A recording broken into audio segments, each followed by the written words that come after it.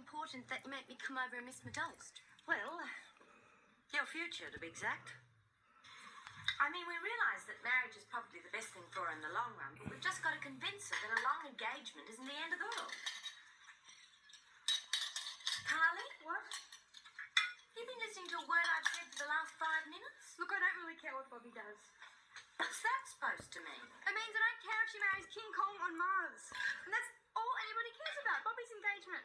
Bobby's everything, as if there isn't anything else in life. What's bothering you? Nothing.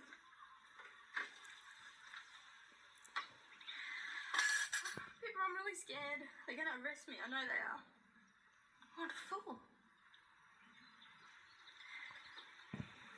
For killing Gary.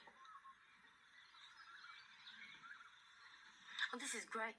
I happened to get a few good marks at school, and suddenly everyone's trying to shove me off to uni. Nobody is trying to shove you into anything. Oh, like hell. You're sounding just like Fisher. I bet he came over here to talk to you. Try to get you to talk me into it. All right, so he came over. But I'm not his lackey. I happen to agree you'd be throwing away a very promising future. I've got me a future. Frank. I meant career. Well, if I want that, I'll do it later. And what about Frank? What about Frank? What if he doesn't want you to later? Oh, you mean like keep me chained to the sink all day? He might feel threatened. It has been known to happen before, you know. No way. We've got a deal, right? We do what we want and the other one has to respect it. Great, in theory. Oh, look. I wouldn't want to marry him if I thought he was going to be one of those guys who expect you to do everything they want. I just think you're being a bit impetuous, Bobby. Donald has put in one hell of a lot of time on you. I think he deserves better. Well, I didn't ask him to do it, did I? You won't even consider it? Yeah, I might. But first, I want to get married. Oh, I give up. Put yourself in my shoes. I want something concrete. For my family. Not just someone's I'm living with for a while. Can't you understand that? Oh, come here. Now do I get my brekkie? Anyway, when I got home, I realised I must have lost it when I was up there. Every time the phone rings, I freak out because I think it's the police wanting to talk to me. It's quite a story.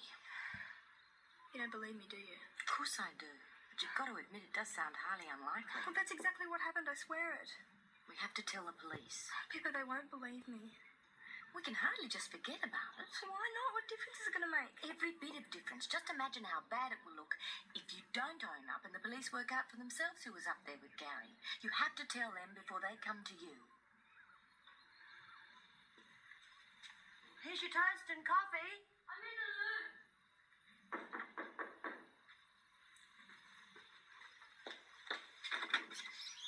Elsa Stewart.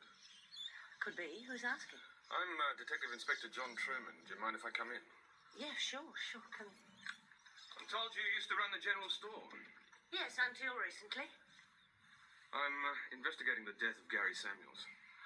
Oh, I thought it might have been about the parking fines. Now, I'll leave that to the uniform boys. I thought you might have seen some earrings like this. A line you sold in the store, perhaps. You recognize it? Where did you get it? Stewart's Point. At the place where Samuels went over. Oh, who's your mate? Oh, Inspector... Truman. Hey, where did you get that? That's the pet of the one Sally gave me. The inspector brought it with him. Well, what's the big deal? It's only an earring.